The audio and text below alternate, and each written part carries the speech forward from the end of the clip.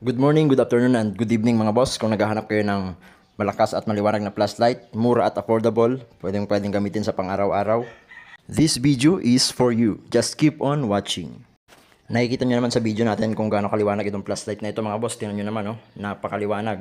So anyway, meron nga pala itong iba't ibang lighting modes.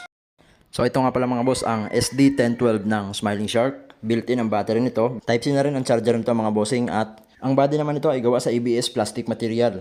Ang maganda pa rito ay telescopic zoomable na rin ito. Pwedeng pang floodlight at pwede rin pang spotlight. Pwedeng pang long range at pwede mo ring palawakin ang ilaw nito mga bossing. Meron nga pala itong iba't ibang lighting modes. Unahin natin dito sa kanyang tail light. So ayan, merong cove light, white light, and then merong red light. Next is blue light, and then red and blue flashing na pwede nyong gamitin as warning lights mga bossing.